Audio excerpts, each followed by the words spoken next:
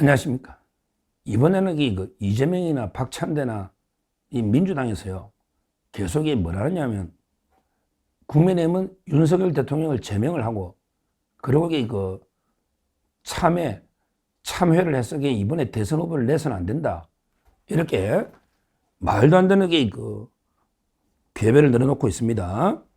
실제 박찬대가 오늘 또 그래요. 박찬대가 후보를 내서는 안 된다. 왜 내느냐. 이런 식으로 공격을 하고 있습니다. 이자가 지금 이재명이도 그렇고 박찬대도 그렇고요. 계속 국민의힘 윤석열 대통령에게 제명을 해라. 그러기 내란하고 단절해야 된다. 그 다음에 후보 낼 자격이 없다. 뭐 이런 식으로 떠들고 있습니다. 재보궐선거의 원인을 제공했으니까 대선 후보 낼 자격이 없다. 그러면서 보궐선거 윤석열 탄핵이 돼가지고 보궐선거에 4,949억 하는 게 5천억의 비용이 소모된다. 이러면서 염치가 있다면 후보를 내지 말아야 된다. 그리고 1호 당원 윤석열 파면 대선에 내란 동조했으니까 빨리 징계해서 제명시키라. 이런 요구를 하면서, 그리고 박찬대 이놈이 또 뭘 하느냐면, 옛날에 윤석열 대통령이 당선될 때 있잖아요. 그때 선거법까지 수사해야 된다. 그때 윤 대통령이 김건희 여사가 성경을 줄줄 배운다. 이게 허위사실 공표 아니냐? 성경을 배울 수 있냐? 이런 망언을 넣어놓고 있습니다. 아니, 성경을 줄줄 배울 정도면 이게 다 배워야 됩니까? 그만큼 성경을 꾸준히 읽고 신앙심을 이야기한 거 아닙니까? 예를 들어 제가 한문을 좋아해서 사서상경을 줄줄 배운다면 제가 다 배울 수 있습니까? 그만큼 고전을 좋아한다 이런 뜻 아닙니까? 이런 말도 안 되는 이야기를 지금 박찬대가 내려놓고 있습니다. 자, 그러면 한번 보자고요. 민주당 이재명과 박찬대 정청래의 민주당 제가 한번 물어보자고요. 그러면 윤석열 대통령이 자꾸 제명해라고 떠드는데, 그러면 민주당은 왜 이재명을 제명 안 합니까? 왜 이재명을 제명 안 하냐고. 원래 민주당 당원에는 기소만 돼도 자기 박탈된다고. 기소만 돼도 이재명이 기소만 돼도 원래는 박탈된 걸 당원을 바꿔가지고 노는 거 아닙니까? 지금 5개 재판에 12개 혐의로 재판받고 있는 이런 파렴치한 범죄자를 왜 민주당은 제명 안 하고 후보로 만들려고 하느냐 말이야. 윤석열 대통령이 무슨 잘못이 있어? 무슨 잘못이 있냐고. 뭐 뇌물을 받아서 사람을 죽이냐고. 그냥 워낙 폐악질하니까 경고를 계엄한 게 이게 내란죄 범죄가 돼? 내란죄 판단도 안 했잖아. 대통령이 아직 뭐가 범죄가 확정된 게 뭐가 있냐고. 말도 안 되는 이야기죠. 자기들은 이재명이가 정과 사범에 즉 재판받는 게 12개인데 그런 사람을 후보까지 만들겠다고 하고 있는 민주당이 어디 국민의힘 보고 제명을 시키라 마라. 왜 그런 내정 간섭도 아니고 남의 당에 말도 안 되는 요구를 하고 있다. 이렇게 봅니다. 그리고 비용을 자기들 434억 토해내지도 않으면서 보궐선거 한다고 비용. 야, 그 보궐선거 하는 게 대통령 잘못이냐? 헌재가 말도 안 되는 판결하고 그 다음에 국회가 말도 안 되는 탄핵한 이게 잘못이지. 어디서 책임을 다 대통령 떠넘긴다는 게 보궐선거 말도 안 되고요. 그 자기들에게 옛날에 박원순이나 오거돈이나 완전히 성추행해가 극단 선택하고 구속된 이때도 후보 낸 거 아닙니까? 그때도 너 후보 냈잖아. 당원 바꿔가면서 당원 투표하는 것처럼 개쇼해가지고 그때도 후보 냈잖아. 너가 서울시장이나. 근데 뭘 후보를 내지 마. 말도 안 되는 요구를 하고 있어요. 실제요. 민주당에서 계속 이렇게 공개하는데요. 국민의힘 내에서도 일부 패배주의자들, 국민의힘 내부에서도 일부 패배주의자들은 야, 우리는 이제 패족이니까 후보 내면 안 된다. 이런 말도 안 되는 이야기를 떠드는 국민의힘 내부에도 이런 세력이 있는데요. 그러면 국민의힘이 후보 안 내면 그러면 이재명한테 그냥 왕관을 씌워주는 겁니까? 그냥 이재명한테 투표도 없이 왕관을 그냥 씌워주는 겁니까? 그 말도 안 되는 이야기다. 이렇게 봅니다. 이번 대선은요. 몰라요. 왜?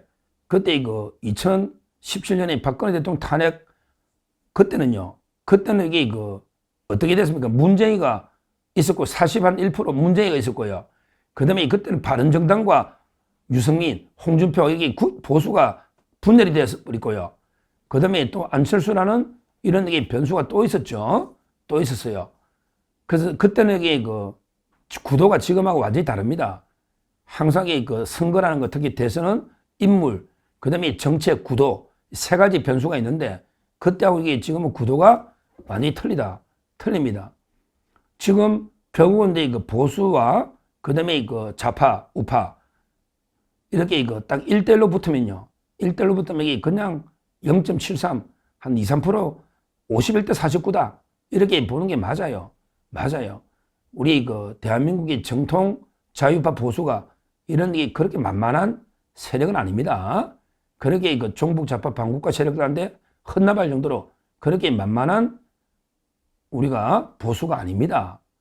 정말 2차 대전 이후에 완전히 잿더미 폐허에서 건국, 자유민주체제와 시장경제 건국한, 그리고 그 어려운 한가의 기적 보릿고개 없애버린 부국, 그리고 민주화까지 김영삼 대통령이나 노태우 6.29선언 민주화까지 주도한 정통 주체가 우리 보수입니다.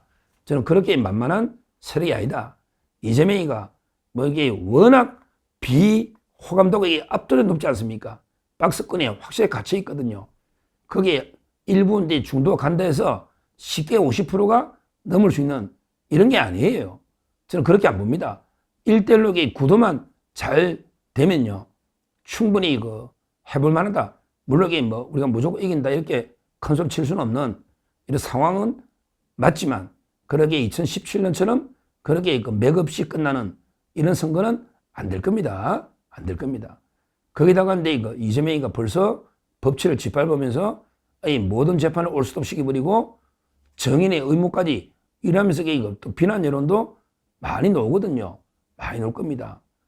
그리고 민주당 내에서도 반 이재명 세력이 꽤 있거든요. 특히 호남의 이낙연 세력들, 탈당했던 세력들은 이재명에게 이를 갈지 않겠습니까? 저는 이번 대선은 이재명이 막는다면 악마하고도 손을 잡아야 된다 이런 입장입니다. 악마하고도 손을 잡을 수 있는 거예요. 이재명을 막으려면 옛날에 영국의 처칠 이분도 그랬잖아요. 공산주의하고 얼마 히틀러만 막을 수 있다면 스탈린하고도 이게 손을 잡는 거 이게 또 국제 정치입니다. 충분히 이낙연 민주당이 탈당했던 이재명만 반대하면 그 세력들도 우리가 포용할 수 있는 거고요. 또 중도에 얼마 있는지 모르지만 이준석 개혁신당도 있는 거고요. 모든 이재명이 반대하는 세력을 총결집하면 충분히 이제는 한번 해볼 만하다. 이렇게 보고 있습니다. 워낙에 이재명이란 인간이 워낙 비토청이 많아요. 실제 많아요. 국제적으로도 이게 많아요. 아마 이게 중국이 또 대선에 개입하면요. 트럼프 대통령도 개입할 겁니다. 트럼프 대통령도 힘을 실어줄 거예요. 우리 우파 쪽에. 따라서 이번 한국 대선은 거의 아마 국제적으로 큰 이벤트, 이슈가 되는, 왜냐하면 중국하고 미국이 다시 우리 대한민국에서 충돌할 수 있는 이런 또 선거가 될 수도 있습니다. 이재명이는요, 완전히 우리 주권 침탈하는 이런 반국가 세력이거든요. 거기에 대해서 국제적으로도 이재명에 대해서는 비토 분위기가 워낙 크기 때문에 저는 충분히 한번 해볼 만하다. 이렇게 보고 있고요. 그걸 떠나서 말도 안 되게 박찬대, 이재명, 민주당 의원들이 함부로 남의 당에 누구를 제명하라, 윤 대통령 제명을 하라느니, 또 더 나아가서 후보를 내서는 안 된다느니, 이런 말도 안 되는 망은 궤변을 늘어놓고 있는데, 그런 거는 그냥 무시하고요. 우리 또 진영 내에서도 후보 내만 이거는 진짜 말도 안 되는 해당행위입니다. 우리는 이번에 대선에 확실하게 자유파 제대로 된 단일 후보를 뽑아서 하나로 누가 되든 하나로 똘똘 뭉쳐서 어떻게든 이재명과 민주당의 집권을 막아내야 된다. 이렇게 말씀드리고, 지금에도 이재명과 박찬대 민주당은 계속 남의 당에 대해서 이래라 저래라 이런 말도 안 되는 간섭을 해서는 안 된다. 이렇게 보고요. 그리고 이제 이번에 윤석열 대통령이 중심은 잡아야 됩니다. 왜 제명을 해? 말도 안 되는 소리죠. 윤 대통령이 중심을 잡고 선거를 진두지휘해서 반드시 이재명 민주당을 제압해야 된다. 이렇게 말씀드립니다. 감사합니다.